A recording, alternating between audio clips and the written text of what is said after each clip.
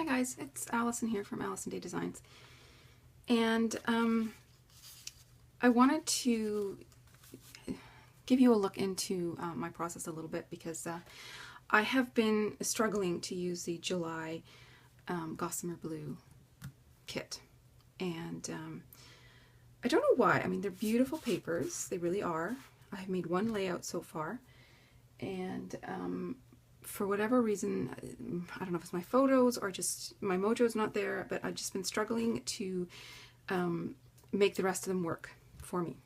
So what I'm going to do is I'm going to take a page out of Shamel Lane's book and just kind of chop up the papers, be brave, make some basic starting point layouts, pages, and then hopefully that will inspire the rest of it.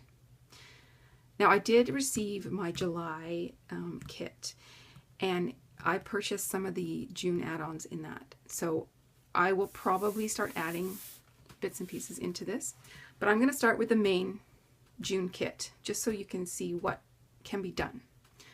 Before I do that though, let me see if I can find the one layout I have made from this and show you what I've done so far. So here is the one layout that I have made. Now, Chic Tags is having a design team call, so I happened to see that there was quite a few Chic Tag products in the kit, so I put as many as I could together and I made this layout for them. I had these Chic Tag labels from my stash. That is from a previous kit, as well as the little deer. I think that was from the current kit. Yeah, it was. These letters are from the kit. These were addition from a previous kit. That's from a previous kit. And then the background paper is from my stash. And then the cardstock as well. But that is the one layout I've done so far, and as you can see, you know, I've used a few products from this kit, but not a ton. So hopefully cutting up the papers and trying to put some things together will help me out. Alright, so let's get started. Now, these are just my scraps from the Chic Tags papers, which I can use. The first thing that I want to do is decide if any of the papers, if I want to use any of the papers as any of the pattern papers, sorry, as a full background.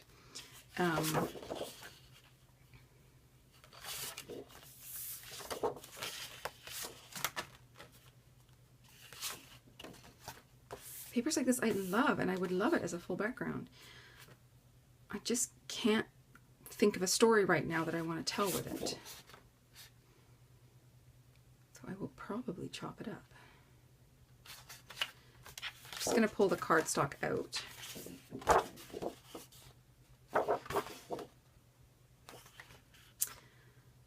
I think, I love the cameras, but I think that's going to be the easiest, an easy one for me to use as a full background. So I'm going to lay that one aside.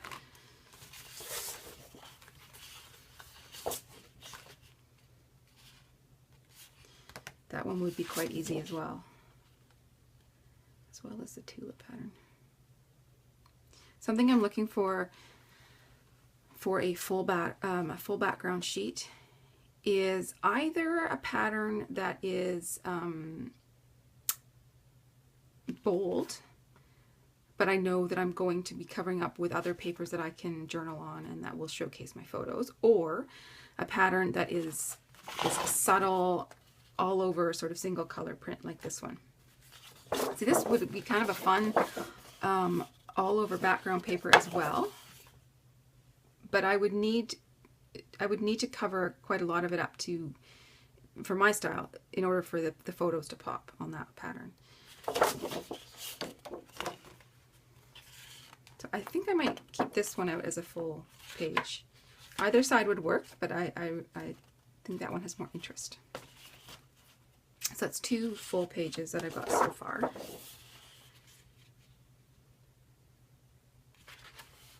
And I think that one as well.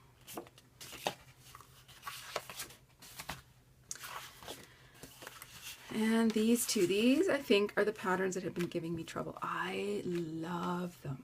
They are beautiful. I just don't know how to use them. I also love the other side of them.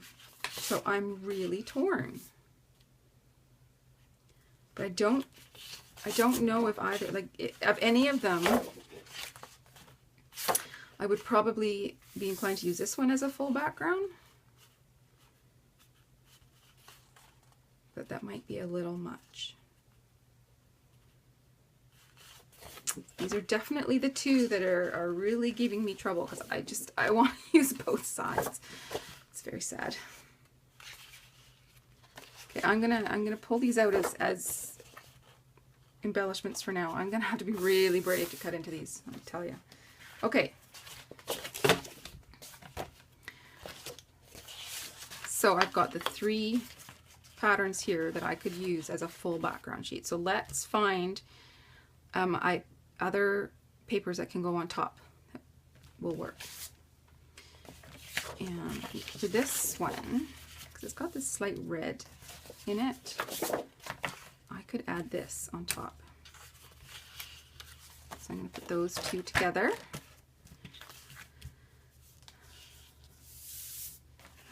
That might be an option, actually.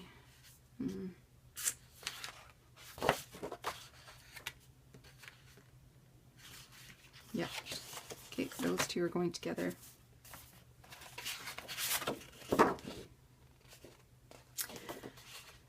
Too matchy-matchy. Let's look at my chic tag ones as well. Got the wood grain and the cameras. I like that.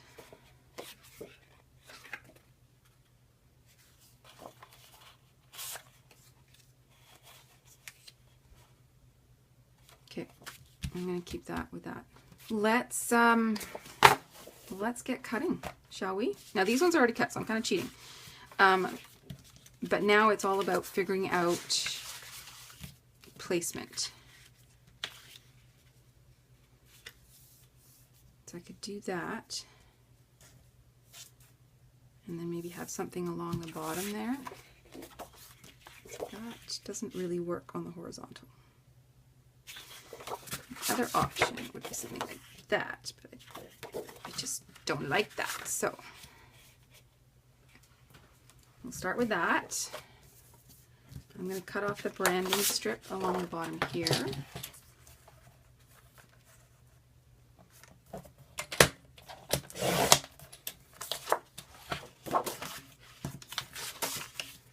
I know my sheet is 12 by 12, so I'm going to cut this to 11 inches.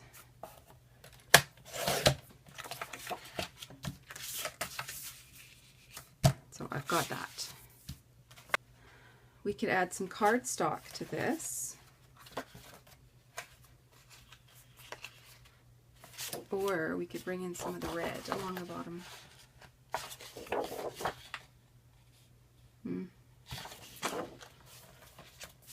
Just so indecisive right now. I don't know why. I'm not usually this indecisive.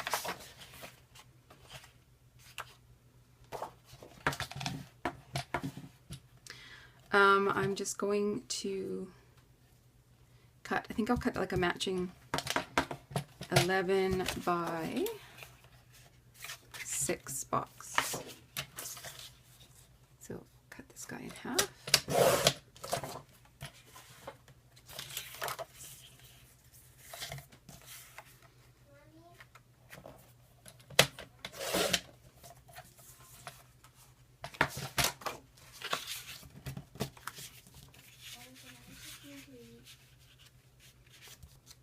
And then I can add photos in a strip down here. I could add, you know, one in the center and then have lots of space for embellishment and journaling. I could add some across the bottom. It's got lots of possibilities. I quite like this. So I'm gonna ink my edges with some gray.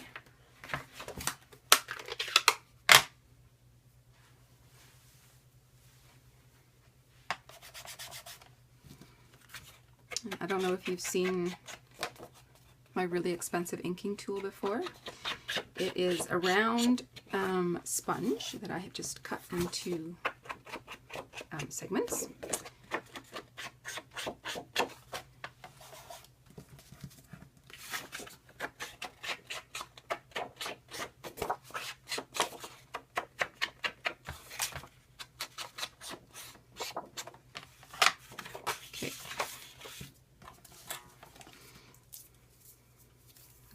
When I'm putting my adhesive on the back, I like using these strips. I don't know the tape. It's really strong, which might scare some people, but I have, I guess, developed enough confidence in what I'm doing that once I figure out my placement, I don't deviate a whole lot from it. So I'm pretty confident that once I stuck it down, I'm not going to move it.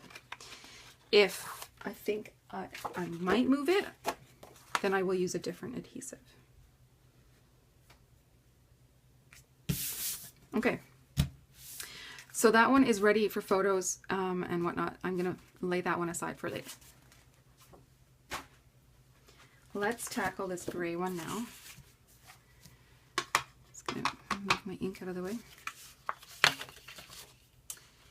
And I'm wondering actually,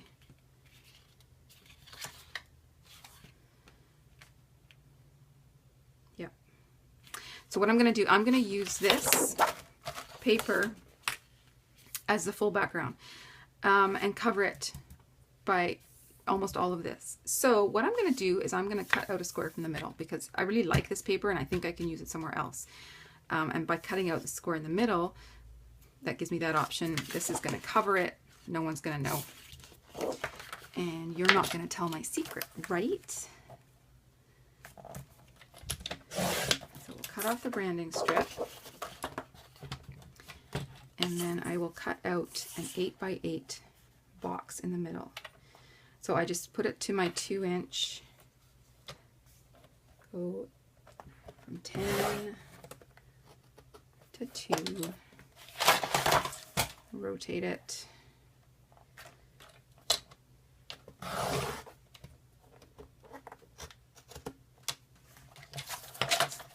knock stuff off my desk every time I do that. It's all good.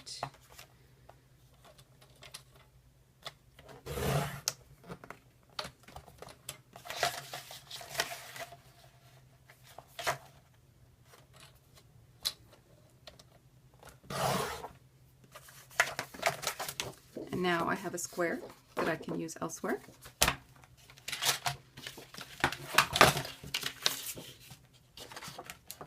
Let's cut this one. I think I want about 1/4 of an inch around, so I'm going to cut this to 11.5. Yeah, that's what we're going to do. And I think because there's a little bit of distressing in each corner, I think I'm going to cut off 1/4 inch from each side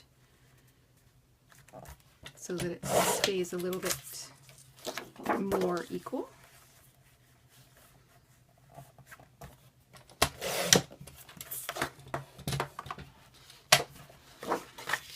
And now I can place that in the middle. It's got a nice little border around it. I'll ink my edges to define that border a little bit more and accentuate the distressing.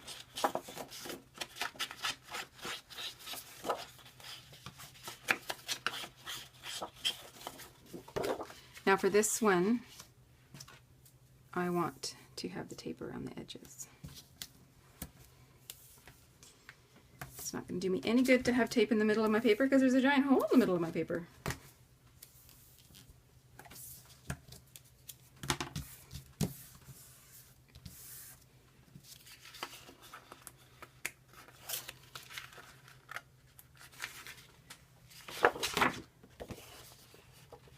I'm actually going to line it up because I do want this to be fairly evenly centered.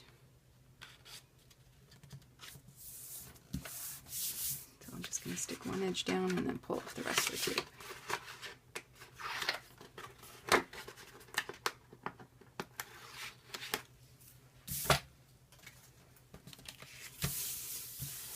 Okay, there we go. On top of this, we've got a lot of options, but I'm going to leave it like this for now. So that's 2 ready. Next one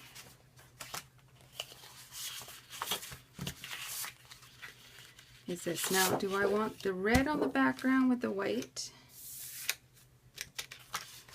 Or, seeing as we just celebrated Canada Day, I think I might do it this way. And I'm gonna do a large box here that I can put my photos in. So I'm just gonna use my fingernail.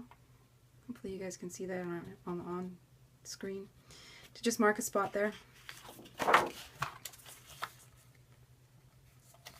Find it again. So it's about 8 inches, so I'm just going to move it up to 8 inches. Make this 8 inches.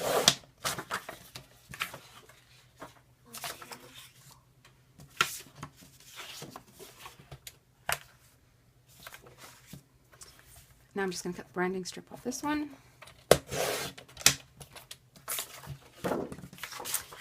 And I don't think I need this to be the full 12 inches, so I'm going to trim it.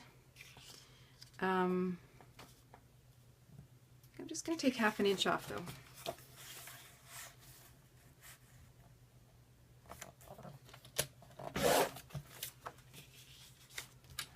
Okay. Let's ink that.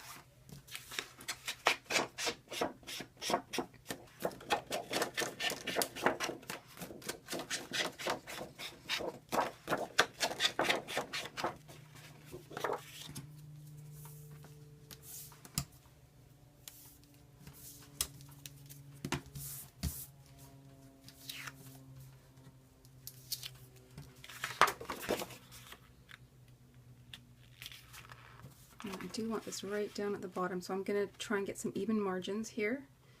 A 1/4 inch all the way around at the bottom. There we go. Okay, you know, I'm feeling better now that I'm actually cutting into the papers. I'm feeling better. So what do we have? I've got 3 starting points basically. Whoops. And that's great.